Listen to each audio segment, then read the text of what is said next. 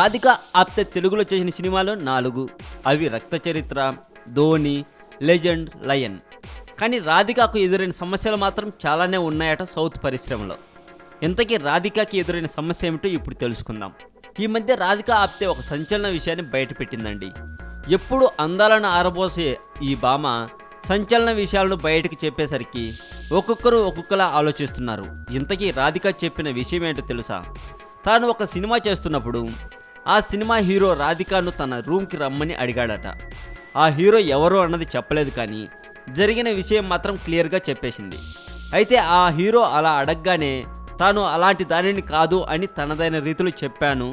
ఆ తర్వాత మళ్ళీ అతను ఆ విషయం రిపీట్ చేయలేదు అని చెప్పుకొచ్చింది రాధిక ఆప్తే. ఈ విధంగా ప్రైవేట్ వెబ్సైట్ వాళ్ళు రాస్తున్నారు. ఇంతకీ తనను పిలిచిన ఆ హీరో ఎవరబ్బా అనే అందరూ ఆలోచిస్తున్నారు. అయితే రాధికకు మంచి పేరే ఉంది. చిన్న హీరోలు అలా అడగడానికి సాహసం చేయలేరేమో, పెద్ద హీరోనే ఎవరో అంటే టాప్ హీరోనే అలా అడిగి ఉంటాడేమో అని సౌత్ ఇండస్ట్రీలో చెప్పుకుంటున్నారు. మరి అదండి విషయం. ఈ విషయం గురించి కొన్ని ప్రైవేట్ వెబ్సైట్ వాళ్ళు తెగ రాసేస్తున్నారు. ఒక్క నిమిషం ఆగండి. ఆల్బర్ట్ ఐన్స్టీన్ 1879 మార్చి 14న జర్మనీలో జన్మించాడు. వంకర టింకరగా ఉన్న తలతో పుట్టిన అతన్ని చూసి తల్లిదండ్రులు నిర్గంతపోయారు. డిగ్రీ అయిపోయాక ఐన్స్టీన్కు ఉద్యోగం వెతికి పెట్టాలని తన తండ్రి హెర్మన్ చాలా ప్రయత్నించాడు. తన మీద తనకే నమ్మకం లేని ఐన్స్టీన్ కూడా ఇన్సూరెన్స్ ఏజెంట్ లాంటి మామూలు ఉద్యోగం చాలు అనుకున్నాడు. 1902లో స్విట్జర్లాండ్ రాజధాని బెర్న్కి వెళ్ళాడు. వింత వింత విషయాలు, మానవుల మేధస్సుకు అందని కొన్ని మిస్టరీల గురించి తెలుసుకోవడం కోసం మా కొత్త ఛానల్ తెలుగు మోజోని కూడా సబ్స్క్రైబ్ చేయండి. ఈ వీడియో మీకు నచ్చినట్లయితే లైక్ చేయండి, షేర్ చేయండి.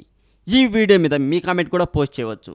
మరింత టాలీవుడ్ సమాచారం కోసం సబ్స్క్రైబ్ చేయండి టాలీవుడ్ సెంట్రల్. యుగాంతం గురించి న్యూటన్ చెప్పిన అసలు రహస్యం, ప్రళయకాలాన్ని నిర్దేశించడానికి అతడు చేసిన ప్రయోగాలు, ఫిజిక్స్లో మంచి గట్టికుడైన న్యూటన్ చెప్పిన రహస్యం, గణిత, రసాయన, భౌతిక శాస్త్రాలలో మంచి గట్టికుడైన న్యూటన్. ఎప్పుడెప్పుడా అని ఎదురు చూస్తున్న జనతా గ్యారేజ్ సినిమా మొత్తానికి ఈరోజు రిలీజ్ అయింది. రిలీజ్ అవ్వటం కామన్ విషయమే, కానీ ఆ సినిమా ఎవరు చూశారో తెలిస్తే షాక్ అవుతారు.